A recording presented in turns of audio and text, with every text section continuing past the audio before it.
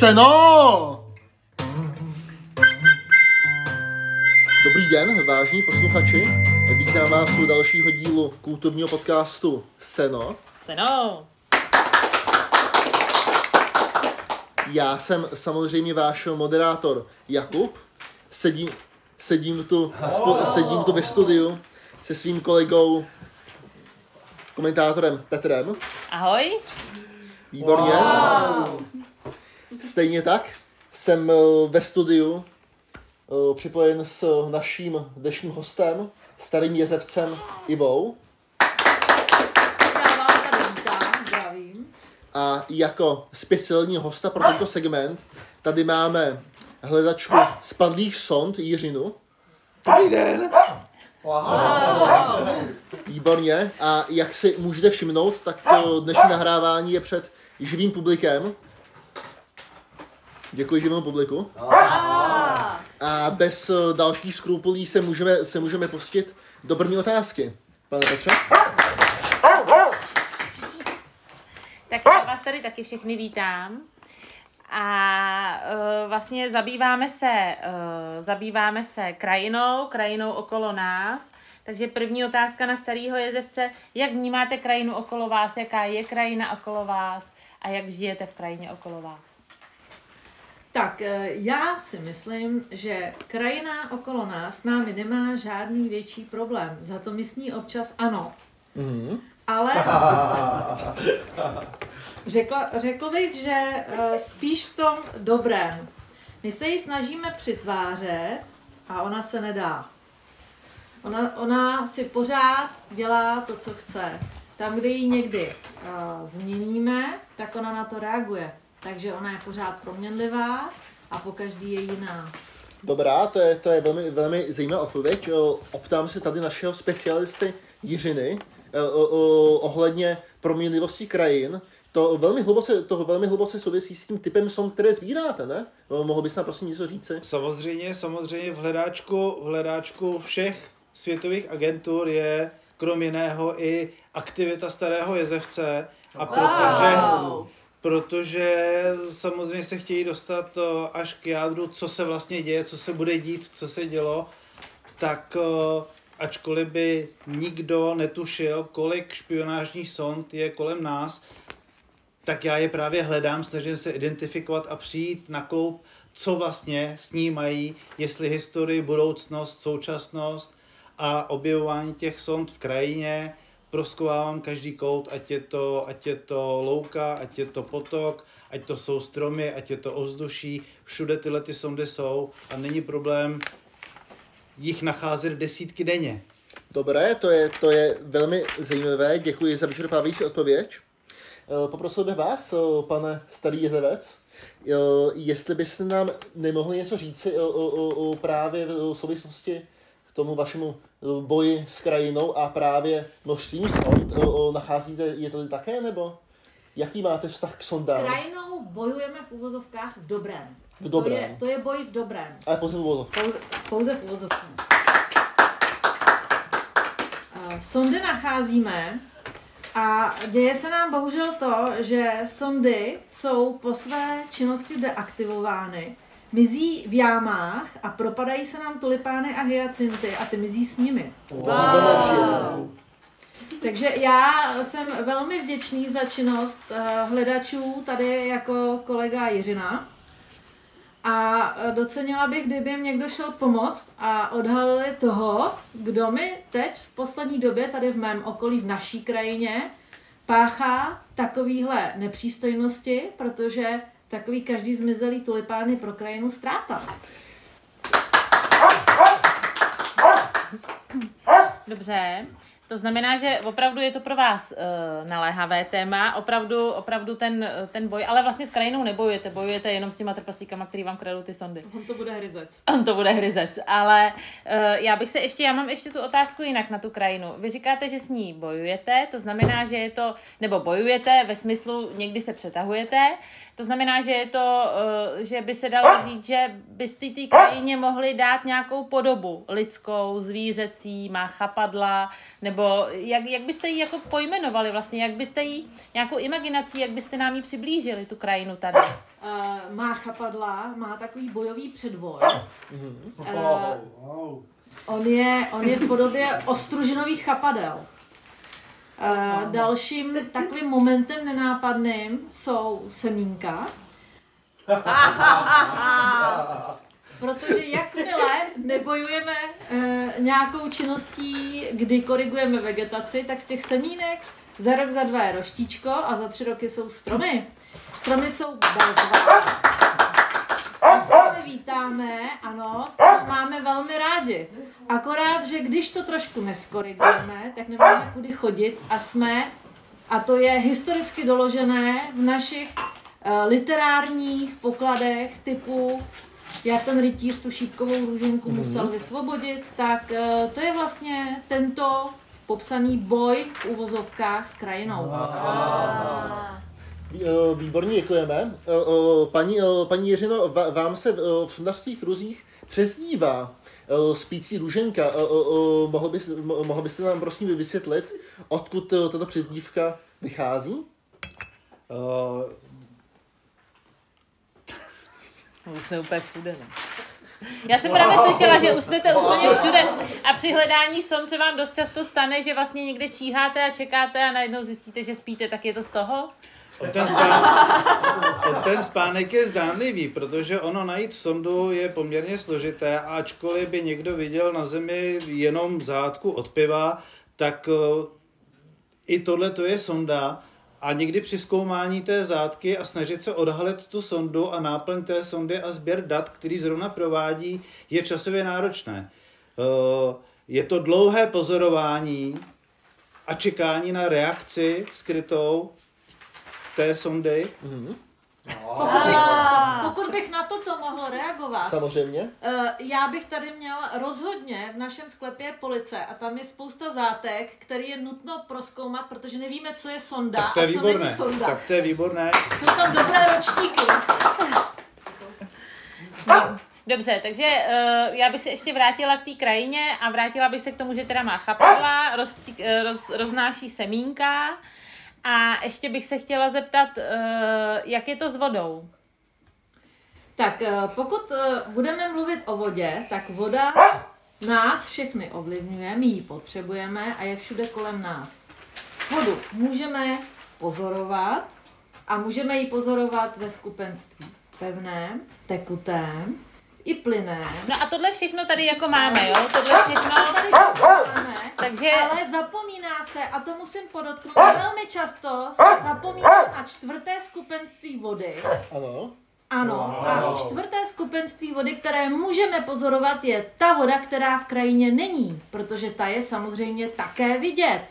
Co třeba pouštní krajina? Tam voda evidentně není v tom dostatečné množství a my to také vidíme. Ale ta tady zatím ještě není pouštní. Ale to je to 4. skupenství voda, a už tady máme oblasti s pouští. Tady okolo vás, v tomhle okolí už je tady nějaká pouštní krajina? Samozřejmě, pouštní krajina tady bude velmi brzy. Nebude je? Už tady i jo, je. Už tady i je. Akorát se na ní stihly vystavět velké betonové plotny a na těch jsou velké plechové haly. A pod těmi je zamaskovaná ta pouštní krajina, aby nebyla vidět. Protože to 4. skupenství vody, to, že voda není, je utajované. Výborně, děkujeme moc krát za krásnou, ale harmující zprávu a zároveň za takovou malou ochutnávku, co nám přinese další segway. Segway. A tedy ještě poprosím svého kolegu Petra, jestli by nás nevyprovodil z tohoto segmentu. No, takže já si myslím, že řekli jsme si tady o tom, co ta krajina tady, jaká je, jak s ní koexistují místní obyvatelé, že se jim tady nelíbí to, co vzniká v nedostatku vody. A jsme, jasně, tak. A já si myslím, že teď si dáme písničku, bude to námořní píseň, bude od Sdružení Vánek. A bude to zase jiný.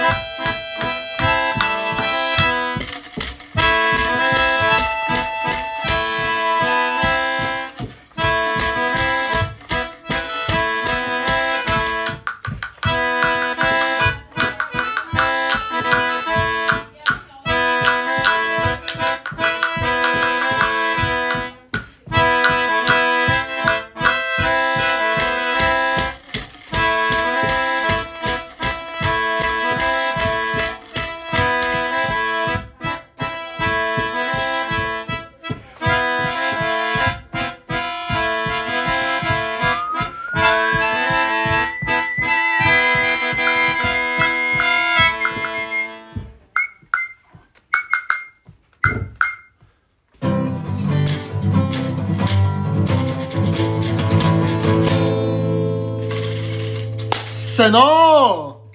Tak my vás vítáme zpátky, jsme tady zpátky po přestávce, vyměnil se nám host. Místo Jiřiny tady máme další z kolektivu hledaček spadlých son Václavku. Dobrý den. Ano, dobrý den. A tu část věnujeme krajinářské dílně. Zeptáme se na historii, současnost i budoucnost. A hned se teda zeptám starého jezevce. Nebudeme se věnovat ještě tématu, ale spíš krajinářské dílně jako takové. Jestli nám můžete něco ze široka povědět o této akci. Ze široka. Když je to ale krátce, prosím. Ze široka a krátce. Je to štíhlé široko. Krajinářská dílna byla, je a bude. Wow. Výborně, a mohla bys nám prosím něco říct o historii téhle akce? Historie téhle akce je poměrně krátká, ještě nemáme první 10 výročí, ale to neznamená, že ji neoslavíme. Já si myslím, že klidně můžeme každý další rok slavit jako s připsanou nulou, takže jestli si dobře pamatuju, bude to nějaký 3., možná 4. ročník v tomto rozsahu, takže můžeme oslavit směle 40. Výborně, to je slovo do pranice. Jak už bylo zmíněno, tak tady také s námi ve studiu je další ze specialistek z kolektivu na hledání spadlých sond, paní Václavka. Paní Václavko, Dobrý den. Váš kolektiv má už dlouholetou tradici spolupráce s tímto krásným počinem, s tou krajářskou dílnou. Pokud jsem to četl na vašich stránkách správně, tak ona ta spolupráce začala někdy před 15 roky. Mohla byste nám prosím tu spolupráci trochu přiblížit? No, já bych řekla, že ta spolupráce nebo ty počátky byly daleko starší a to už před 58 lety, kdy jsme navštívili v Praze jeden kostel zákristy a tam byl krásný plakát. Ačkoliv to bylo duchovní prostor, tak tam byl veliký plakát, kde bylo napsáno opravna duší, tak jsme říkali, to jsme na správném místě.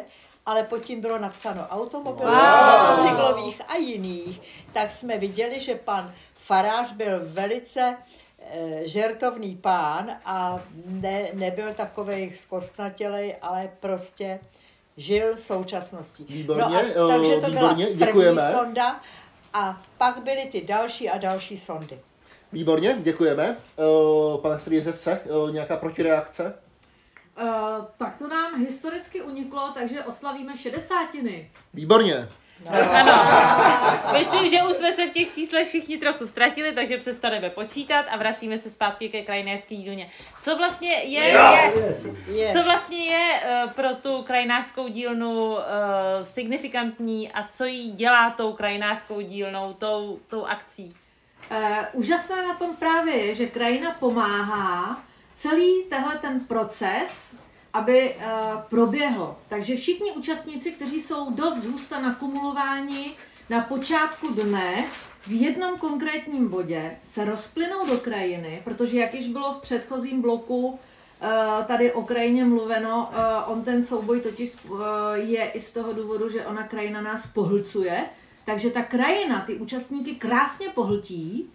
Oni tam prožijí jistou emoci, kterou zhmotní svým výtvarným počinem a ona, protože už se jich nabažila a nasytila, je k večeru vyplivne zpět do objektu březiny a oni mohou se podělit o ten věm, zážitek a prožitek s tou krajinou.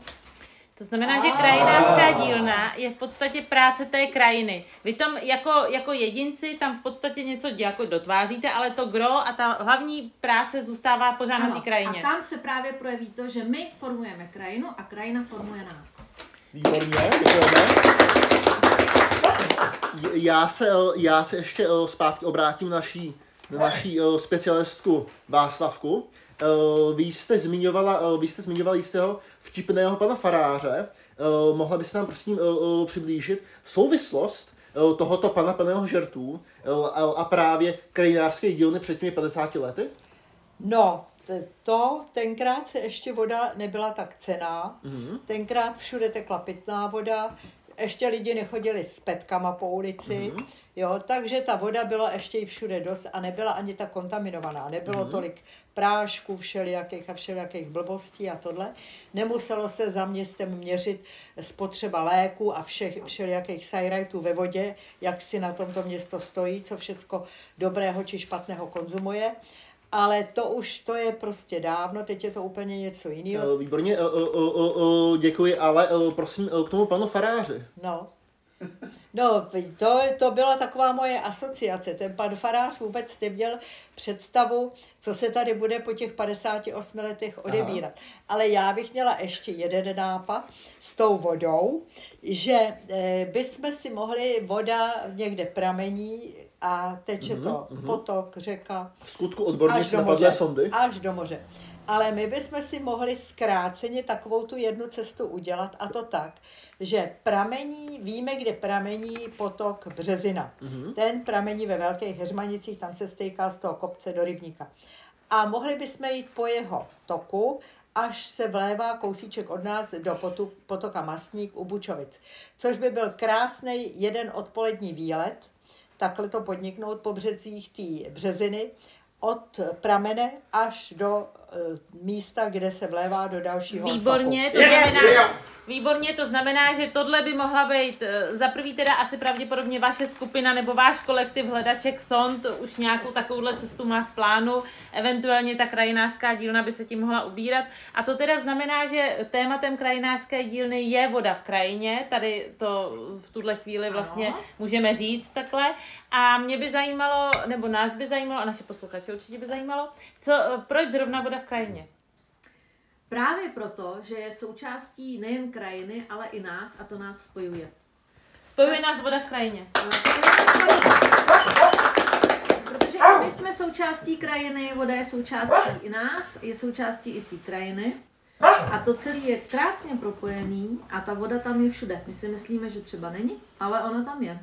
Výborně, děkujeme. A mohl byste nám, prosím ještě, pane starý Jezevec, přiblížit nějakým způsobem právě tu hlubokou spolupráci mezi tady spolkem hledačů sond a vaší organizací, tedy Starý Jezevec? My spolupracujeme dlouhodobě, na dálku i na blízko. A je pravda, že hledači sond hledají, jedna sekce hledá ty fyzické sondy a sekce Václavky hledá ty sondy do duše. Duchovní sondy. Velmi zajímavé. A paní Václavko, mohla byste nám už jenom krásně vysvětlit, co to vlastně znamená, ta sonda do duše? Sonda do duše, no to taky nemusí někdy... Zajímavé. A někdy zase je ta duše i tolik, že toho člověka... Výborně, ale jak taková sonda vypadá? No jak vypadá? No, to je dost těžký popsat, ale každý, když se s někým potká, tak hned v prvním okamžiku pozná, hned si ho prosonduje, hned pozná tu jeho duši. Jestli mu bude nakloněn nebo mu nebude nakloněn. Málo kdy se potom opraví to třeba i špatný počáteční věm, když je ta první sonda špatná, tak se to pak velice těžko pro sondovaného opravuje. Jo? Takže prostě, když někoho potkáme, sondujeme a tím se tady na světě udržujeme. A můžeme teda říct, že děláte i sondy do duše přírody? Sondy do duše přírody děláme od rána do večera, nejlepší je to po ránu, když je ještě všude ticho a takový jako zamželí všechno, no pak odpoledne horko, že jo, večer zase krásně, no a když se jde do toho lesa, na ty houby, no taky si člověk přinese ty klíšťata domů, že jo, a nepřinese houby žádný. Prostě sondy jsou pořád všude a není to jednotná věc. Každý tu sondu má nějakou jinou. Každý si prostě sonduje jiným stylem. Výborně. Dobře, děkujeme. Děkujeme moc krát. Tímto pomalu ukončíme tuto druhou část vašeho oblíbeného podcastu Seno a požádám svého kolegu, moderátora Petra, o předěl. Dobře, takže my děkujeme Václavce, která je jednou z kolektivů hledaček. Já jsem ráda, že jste mě pozvali a že už to končí, to moje. A Starý Jezevec s námi bude i do třetí, i do další části, ale nás čeká píseň, je to píseň Teče, voda teče, je to stará lidová píseň a přednese ji Sdružení infantilních jedinců z Dětkovského kašpárku. Děkujeme.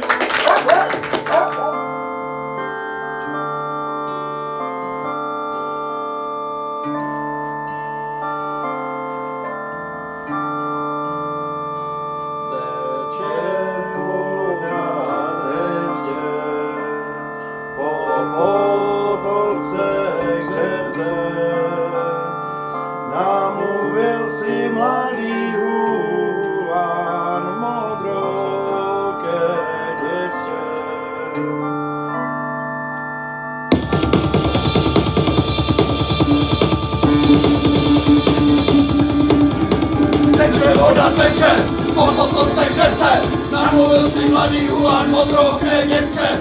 Ach, mámo, mamičko, dodejte mě rady, naučil se za mnou chodit jeden Huan mladý.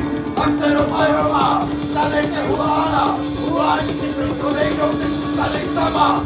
Ach, mámo, mamičko, kam ta vaše rada, já už mám šaty svázané, půjdu za Huánama.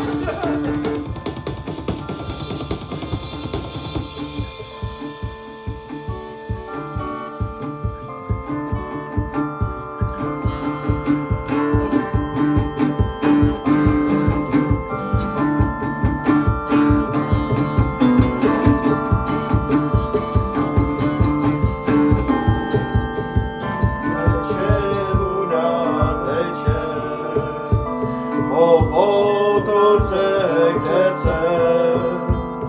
Namluvil si mladý hulán modroké děvče.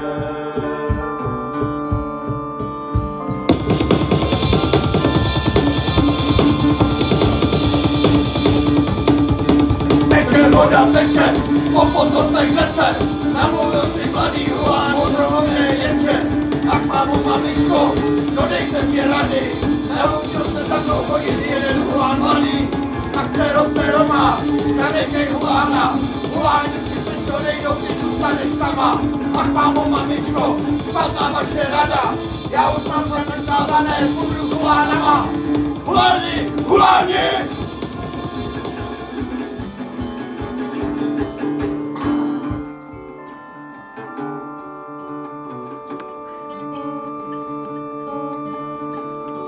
Výborně, děkuji. Vážení posluchači, vážené posluchačky, rád vás s radostí vítám u dalšího segmentu vašeho dobrého podcastu Seno.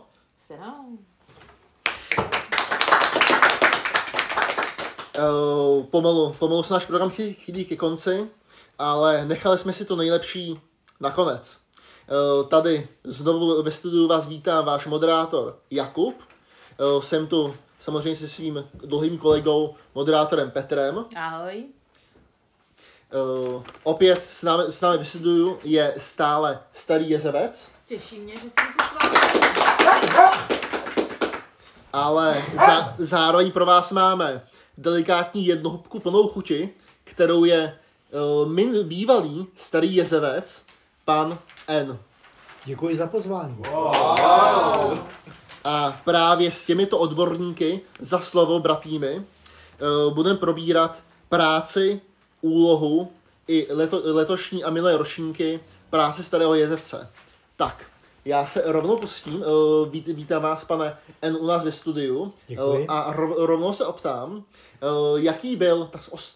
jaký byl váš největší úspěch během vaší funkce v této prestižní Jezevec? Na to se odpovídá docela jednoduše. Největším úspěchem bylo to, že se sešla naprosto nejširší možná skupina lidí z celé rodiny a protože všichni pochopili principiálně i osobně význam těchto událostí a těch akcí, které se uskutečnily, tak to si myslím, že byl největší úspěch a myslím si, že do budoucna je to dobrým základem pro to, aby tato už dneska historická událost se neustále prohlubovala a opakovala.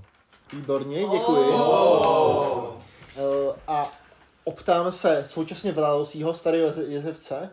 Povězte mi prosím, jaký to je pocit sedět ve studiu těsně vedle legendy, vedle vašeho předchůdce, který vybudoval ty základy, na kterých nyní stojíte? Pocit je to jezevčí. Výborně, krásná odpověď. Nepotřebujeme nic více. Dobře, tak já jsem taky ráda, že tady máme starého a nového Starého Jezevce, že jsou tady spolu. Chtěla jsem se zeptat, jestli teď při výměně těch rolí, jestli jste si nějak jako víc to předávali, jestli jste některé myšlenky spolu konzultovali, nebo jestli opravdu ta role byla oddělená a starý skončil a nový starý začal. No, ono je to úplně krásně načasovaný, takže nám se předávání této funkce krásně plynulo s obdobím zimního spánku. Takže veškeré náležitosti související s touto opravdu náročnou funkcí jsme si předali telepaticky při vlnění alfa. Výborně. A vy máte stejný pocit? Ano, já mám v podstatě stejný pocit a dokonce bych řekl, že jak bylo minulé skupině mých předřečníků hovořeno o duchu a o jakýmsi sondách, do duševních sondách, tak myslím, že právě ten duch, který je společný, způsobuje to, že vlastně ten přechod byl plynulý, jednoduchý a že si myslím, že ani nebylo nutný žádný písemný nebo nějaký oficiální předávání, že to prostě vyplynulo z té celkové historické situace tak, jak je. Děkuji. A Já bych ještě měla otázku už vlastně teda k novému ročníku. To znamená, jak náročná je organizace, na co se můžeme těšit, co všechno bude připraveno? Já si myslím, že organizace bude ještě kulminovat, tak jak se bude termín blížit. Kromě oslavy, kterou jsme zde teda anoncovali, tak vypadá to, že se nám rýsuje nějaká spolupráce tady s hledači sond formou happeningu, kdy budeme muset dobře naplánovat ten průchod kolem potoka k prameništi, aby nám některý člen expedice se někde cestou nestratil, byť se to zdá, že toto řečiště bude jen krátké. Je možné, že když se nechá někdo unést krásou krajiny, může zbloudit z cesty a toulatě se krajem ještě mnoho dní. Budeme to muset jaksi uhlídat, aby tam byl dostatečný prostor pro pohlcení a zase zpět vrácení krajinou a stihli jsme přitom tyto pocity zhmotnit výtvarnou formou. Výborně, děkujeme. Já se ještě optám našeho bývalého starého jezevce. Vy samozřejmě jste seznámeni s tím letošním tématem, což je voda v krajině. Optám se vás, jaké si myslíte, že toto téma nabízí možnosti pro účastníky? Já bych řekl, že právě otevírá daleko širší pole možností, protože okolí Březiny oplývá celou řadou různých způsobů využití a nebo uplatnění vody v krajině. A ještě bych chtěl doplnit jednu velice významnou věc, a to, že se náš kolektiv rozrostl o nového člena, a to je Maxík, který určitě jednou v budoucnu bude jedním z významných členů této skupiny. Výborně, děkuji. Já bych ještě se vám rád přiznal. My jsme vás sem totiž nepozvali pouze proto, abyste demonstrovali svůj dobrý vztah, ale já jsem doufal, že nám dáte nějaké světlo na ty pomluvy a na ty žurnální články, které v dané době vyšly ohledně vaší rozepře. Já jsem slyšel, pane současný starý jezevče, že vy jste dokonce zvažoval podat žalobu na... Mohl byste nám to prosím trochu přiblížit? Toto samozřejmě bylo v souvislosti, že bývalý starý jezevec nechtěl vyklidit jisté části nory, které náleží této funkci. Výborně, děkuji. Pane bývalý starý jezevče, protinázor? No, protinázor je jednoznačný, to se vůbec nezakládá na pravdě a to jsou v podstatě jenom chiméry a pomluvy, který si myslím, že nemají vůbec opodstatnění a relativní pravdivost. Musím dodat, vážený pane redaktore, i špatná reklama je reklama. Vy jste si nevšiml, jak výborně marketingově spolupracujeme. I k vám se to neslo. A jak jsme krásně naše téma spopularizovali. Děkujeme za vysvětlení. Tady vlastně se nesla trochu obava, jestli není ohroženo další konání, dalších plenérů, aby další potenciální možní noví starý jezevci neměli potom strach převzít funkci, nebáli se nějak jako být aktivnější nebo akčnější, že jo? Takže je to přeci jenom odpovědnost a ta společenská odpovědnost je tady znát. Naopak, jak jsme zde řekli, při 60. ročníku by se mohlo ledas k tomu zdát, že naše činnost upadá v jakýsi stereotyp, bylo potřeba ji oživit, byť bulvárním způsobem. Dobře, tak to jsme rádi. Výborně. Tak jsem velmi rád, že náš security team byl zde přivolán zbytečně, tak tedy požádám chlapce v černém, aby se vzdálili. Vypadá to, že potřebují obušků. A požádal bych vás tedy ještě, pane starý jezevče, o nějaké závěrečné slovo nebo pozvánku na letošní kněžskou dílnu pro širší veřejnost?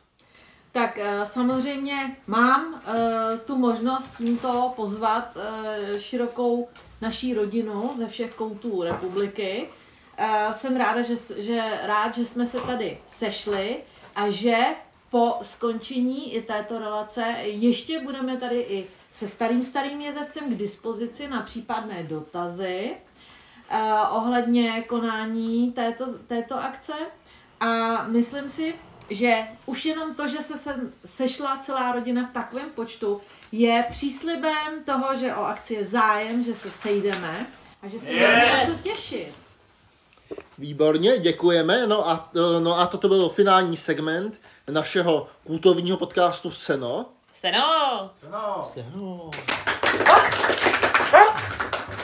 No, ale ještě, milí posluchači, neodcházejte, ještě vás čeká třetí hudební pásmo, o které požádám o uvedení svého kolegu Petra, ale ještě než tomu dojde, tak bych chtěl vyjádřit svůj osobní dík za účast právě těmto dvou starým jezevcům. Sladit harmonogram nebylo jednoduché, tak jsem rád, že všechno zdárně vyšlo, tedy děkuji. Já jsem rád, že to vyšlo. I já děkuju a těším se na spolupráci. Tak já taky poděkuji obou dvou aktérům. Berte to, vážení posluchači, jako pozvánku na ročník, na další ročník